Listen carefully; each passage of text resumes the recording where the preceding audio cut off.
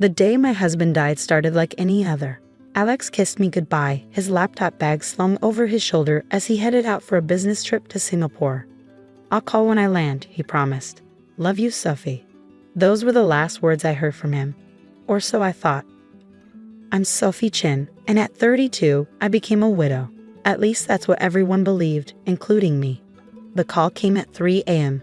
Mark, Alex's best friend and business partner, could barely get the words out through his sobs. The private plane they chartered had gone down somewhere over the Pacific. No survivors found. I remember sliding down the wall, my legs unable to hold me up as the world spun around me. Alex and I had been married for 7 years. We'd been trying for a baby. We had plans, dreams, a future that vanished in an instant. The shock didn't truly wear off until I tried to access our bank accounts the next day. "I'm sorry, Mrs. Chen," the bank manager said, his face carefully blank. "These accounts were emptied yesterday morning. All transfers were authorized with the correct passwords and authentication." I stared at him, uncomprehending. "That's impossible. My husband, he died yesterday." The manager shifted uncomfortably. "According to our records, Mr. Chen personally authorized these transfers at 9:43 a.m. yesterday, before his scheduled flight." The numbers on the screen swam before my eyes. Our savings, our investments, our retirement accounts, all gone. Over $3 million vanished just hours before the plane went down. I walked out of the bank in a daze, my mind refusing to connect the dots that were becoming clearer with each passing minute. Alex had always handled our finances. He was the successful investment banker, while I taught kindergarten. I trusted him completely. That trust started to crumble as more details emerged. The private plane company had no record of Alex or Mark booking a flight. Our house deed had been quietly transferred to a shell corporation 2 months earlier. Even our safety deposit box had been emptied. "There has to be some mistake," I told the detective assigned to the case. Alex wouldn't. He couldn't. But he could, and he did. As the investigation unfolded, the truth emerged in painful fragments. The plane crash was fiction. Mark wasn't even in the country when he made that tearful call. Phone records showed he was in the Cayman Islands, where millions in cryptocurrency had been moved through untraceable accounts. My husband hadn't died. He orchestrated an elaborate disappearance, taking everything we built together. The worst part was the evidence of planning. Security footage showed Alex making multiple visits to a storage facility in the weeks before his death. Credit card statements revealed small purchases of camping gear, survival supplies, and burner phones.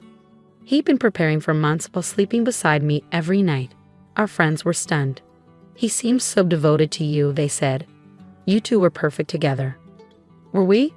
Looking back, I started to see the cracks I'd ignored.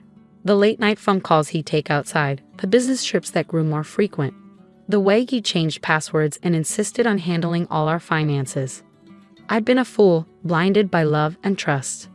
The house went into foreclosure. I moved into a tiny apartment, taking only what I could prove I bought with my teaching salary.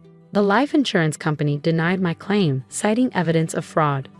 Mark disappeared, his phones disconnected, his social media erased. Depression hit hard. I took leave from work, barely able to get out of bed. My sister Grace moved in temporarily, forcing me to eat, to shower, to keep living when all I wanted was to disappear like Alex had. "He's not worth this," she'd say, holding me through the nightmares. "You're stronger than what he did to you." But I didn't feel strong. I felt hollow, scraped empty of everything I thought I knew about love and trust. The students in my kindergarten class noticed the change in their usually cheerful teacher. Their innocent questions, "Why are you sad, Ms. Chen?" would bring me to tears. Months passed in a fog of grief and anger. I went through the motions of living, teaching my class, paying my bills, trying to rebuild some semblance of normalcy. But every night, I'd lie awake wondering where Alex was, what he was doing with our money, whether any part of our marriage had been real. The police investigation stalled. Without a body, they couldn't prove death or fraud. International financial regulations made tracing the money nearly impossible. Alex had planned his escape meticulously, leaving no loose ends. Grace convinced me to start seeing a therapist, Dr. Martinez, who specialized in trauma and betrayal.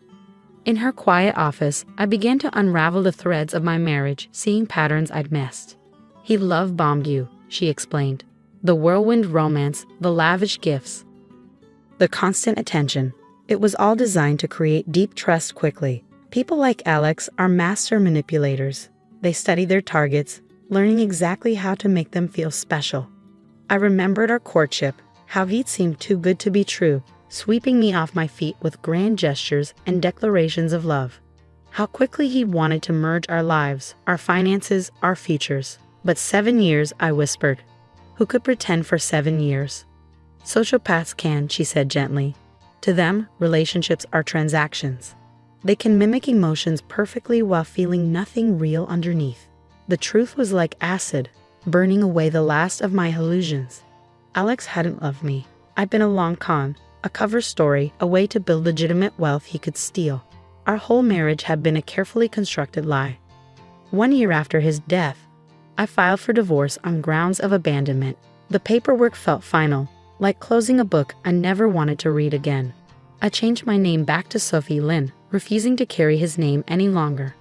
Grace helped me move to a new apartment, one I chose for myself. I started rebuilding, piece by piece. I took financial literacy classes, opened new accounts in my name only, and began to trust my own judgment again. But sometimes, late at night, I'd dream of Alex. In my dreams, he was always smiling that perfect smile, the one that had made me feel like the most special person in the world. I'd wake up hating myself for missing the man I thought he was. I had no way of knowing then that 8 years would pass before I saw that smile again. That when I did, it would be in an airport terminal thousands of miles from home. That the man wearing it would be standing with his new family, living the life he'd stolen from me. And I had no way of knowing that I would be ready for him. 8 years can dull even the sharpest pain. I had built a new life, one carefully constructed without any traces of Alex. I'd earned my master's degree in education, become a school principal, and even started dating again, though trust never came easily. The day everything changed, I was at LAX, waiting for a flight to a conference in Boston. My attention was caught by a child's laughter, bright and uninhibited in the way only young children can be. I looked up from my phone, and there he was. Alex stood about 30 feet away, holding hands with a boy who looked about 6. A woman in expensive yoga wear leaned against him, heavily pregnant, while a little girl clutched his other hand. They looked like a perfect family from a magazine cover. He hadn't changed much. A few gray hairs at his temples, laugh lines around his eyes, but still handsome in that polished way that had first attracted me. His suit probably cost more than I made in a month. Then he turned slightly, and our eyes met. I saw the moment recognition hit him. His face went pale, and he instinctively pulled his family closer, as if I were a threat. The woman, his new wife, noticed his tension and looked my way, confusion clear on her face. My hands didn't shake as I pulled out my phone. Years of therapy had prepared me for this moment, though I'd never truly believed it would come. I snapped several clear photos before he could react, then dialed a number I'd memorized long ago. Detective Rivera, remember that case from 8 years ago? I found him. Alex's expression shifted from shock to fear. He whispered something to his wife, who gathered the children and hurried toward their gate. But he stayed, watching me as I spoke to the detective who had never quite closed my case. When I hung up, he approached cautiously, like someone nearing a wild animal. "Sophie," he said softly, that familiar voice sending unwanted shivers down my spine. "Please, I have a family now." "You had a family before," I replied, my voice steady. Or was I just a convenient mark? He glanced nervously at the security cameras, the crowds flowing around us. It wasn't like that. I was in trouble. I owed people money. Dangerous people. Disappearing was the only way out. And stealing every penny we had. Making me think you were dead. Was that the only way too? "I can explain everything," he said, taking a step closer. "Maybe we could get coffee, talk somewhere private." "No," I cut him off firmly. "We're not going anywhere private. In fact, you might want to call your lawyer. The FBI is very interested in financial fraud cases involving fake deaths." His face hardened. "You don't want to do this, Sophie. Think about my kids." "I am thinking about them. I'm thinking about how they deserve to know who their father really is.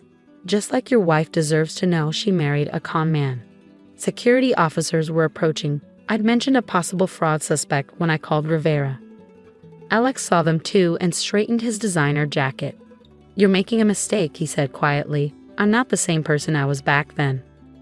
I smiled, feeling calmer than I had in years. "That's where you're wrong, Alex. You're exactly the same person. You're still lying, still manipulating, still trying to protect yourself at everyone else's expense. The only difference is that this time, I can see right through you." The officers reached us. "Sir, we need you to come with us." Alex's mask slipped for just a moment, and I saw the cold calculation in his eyes that I'd been too blind to notice during our marriage. Then it was gone, replaced by a businessman's polite confusion. "There must be some mistake," he said smoothly. "I have a flight to catch." "No mistake, Mr. Chen. Or are you going by a different name these days?" His new wife was watching from their gate, concern evident on her face as she held their children close. My heart ached for them. Innocent victims who would soon have their world shattered, just as mine had been. As the officers led Alex away, I saw him reach for his phone, probably calling the high-powered lawyers that our stolen money had bought. But it didn't matter. I had what I needed: proof that he was alive, evidence of his new identity, and enough photos to ensure he couldn't disappear again. Detective Rivera arrived within the hour, along with 2 FBI agents. They took my statement in a private office, documenting everything about Alex's new life that I'd observed. "He's using the name Alexander Whitman now," one agent told me. "Looks like he's been running a successful investment firm in Vancouver. Married, 2 kids, 3rd on the way. On paper, he's the perfect citizen." "He always was good at appearances," I said. As I watched them coordinate with Canadian authorities, I felt a strange mix of emotions. There was satisfaction, yes, but also sadness for his children, and something else: relief. Relief that I could finally stop wondering, stop looking over my shoulder, stop feeling like a fool for not seeing through him sooner. My phone buzzed with a text from Grace. "Did they get him?" "Yes," I replied. "It's finally over." But I had no idea then just how wrong I was. It wasn't over, it was just beginning. The arrest of Alexander Whitman, formerly known as Alex Chen, made international headlines. Dead husband found living double life.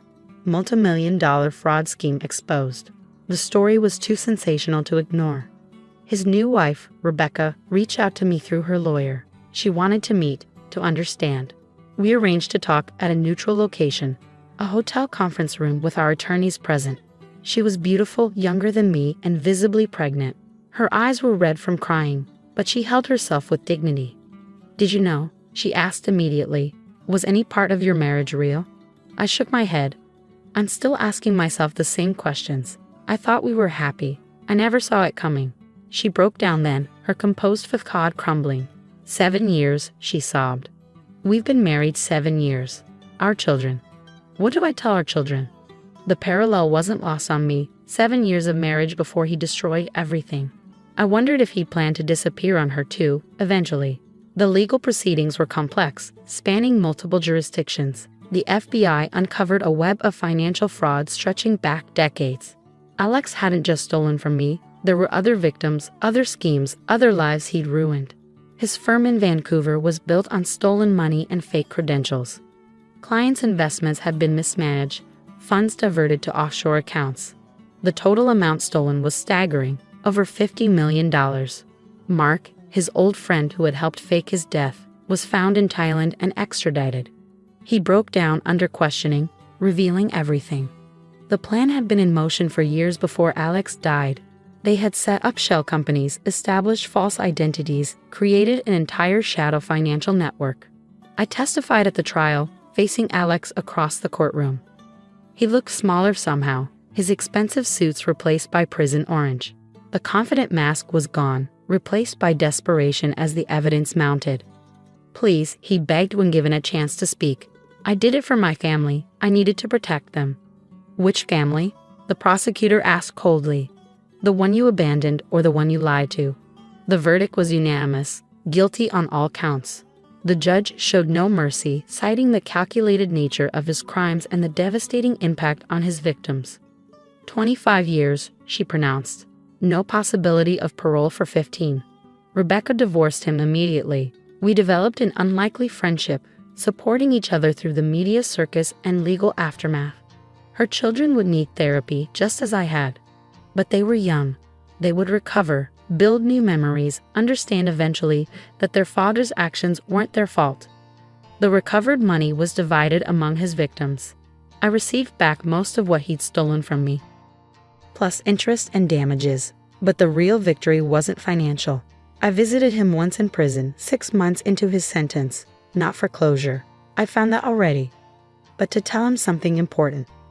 I forgive you, I said through the glass partition. Not for you, but for me. I'm done letting what you did define my life. He stared at me, that manipulative charm finally stripped away. How? He whispered. How can you forgive me? Because I'm stronger than what you did to me. I always was. You just helped me realize it. I stood up to leave, but paused. One more thing. Rebecca and I are starting a support group for victims of financial fraud. Your story is helping other people protect themselves. So in a way, you finally did something good. As I walked out of the prison, my phone buzzed. A text from my boyfriend James, a kind, honest man I'd met through my school's parent association. Proud of you, it read. Dinner tonight? I smiled, remembering how long it had taken me to trust again, to believe that love didn't have to be a weapon. James had been patient, understanding that my walls were built from hard experience. That evening over dinner, he proposed. The ring was simple, nothing like the flashy diamond Alex had used to win me. But James offered something far more valuable. Truth, partnership, and a love built on respect rather than deception. Yes, I said, tears of joy replacing all the tears of pain I shed over the years. Later that night, I stood on my balcony, looking at the city lights. I thought about the young woman I'd been devastated by betrayal, thinking her life was over. I wish I could tell her that the end of one story was just the beginning of a better one. My phone buzzed with a text from Rebecca. Support group meeting tomorrow. 5 new members. We're making a difference. I smiled, thinking about how life's darkest moments can lead to unexpected light. Alex had tried to destroy me, but instead he forced me to discover my own strength. His betrayal had led me to help others, to find real love, to become someone I was proud to be. The next morning, I walked into my school office, where pictures of my students lined the walls. Their trust and innocence reminded me daily why honesty matters, why integrity is worth protecting. A news alert popped up on my phone. Another financial fraud case exposed, another family devastated by lies. I added the victim's contact information to our support group list. Their healing journey was just beginning, but they wouldn't walk it alone. Because that's what survival teaches you, that your worst moments can become someone else's hope. That trust, once broken, can be rebuilt stronger. That love, real love, is worth the risk. Alex would serve his time, his children would grow up, and life would go on. But his greatest legacy wasn't the pain he caused. It was the strength he inadvertently gave to those he tried to break. Sometimes I still dream of that day in the airport, of seeing him with his new family. But now the dreams don't hurt. They remind me of how far I've come, of what I've built from the ashes of his deception. James and I married in a small ceremony, surrounded by real friends and honest love. Rebecca was my maid of honor, a twist of fate neither of us could have predicted. Her children call me Aunt Sophie, and they're growing up knowing that truth matters more than appearances. Life has a way of coming full circle. 8 years after my world shattered, I stood in front of our support group, sharing my story one last time before passing the leadership to Rebecca. Rock bottom, I told them, is where you discover what you're made of. And sometimes, the people who try to destroy you end up giving you your greatest strength.